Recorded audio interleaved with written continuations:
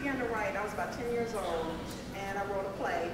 And the auditorium teacher, and I'm sure everybody writer has the same story because we all talk about how somebody told us you should be a writer. Well, they performed this play. And I was astonished. I didn't think it was that good, but it had a little moral to it, so we put it on.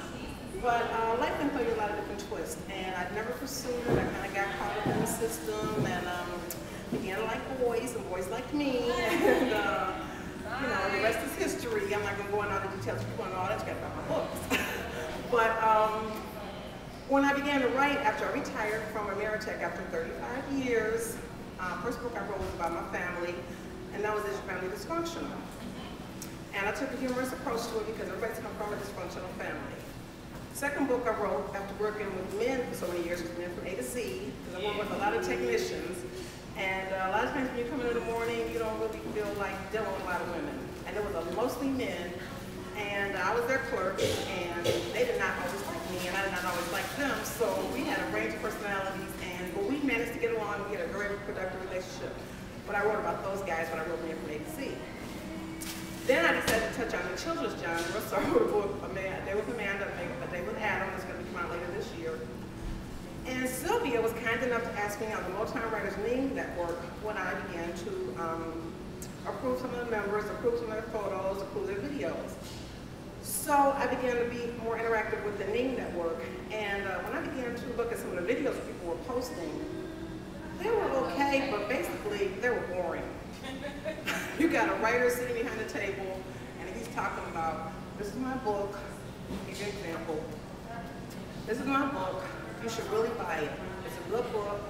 It talks about lies, secrets, and family ties. And my name is Sylvia Hubbard, and you can reach me at sylviahubbard.com. Thank you. And I would be like, why would you want to buy that? You know, I mean, this is boring. So I just approved them, and I was saying, congratulations, good luck, blah, blah, blah, blah, blah, right? But after looking at a few of these, I began like, this is really boring. I said, I'm going to start doing videos. So now I got a partner, and we do videos, and we like to bring a little bit more of a creative approach to it, as opposed to just the same, sit behind the desk situation that you encounter with a lot of authors. In fact, one girl, I told her, this video is boring.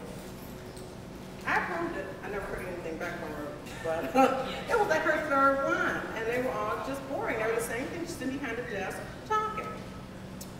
So I began to notice some of the writers were science fiction writers,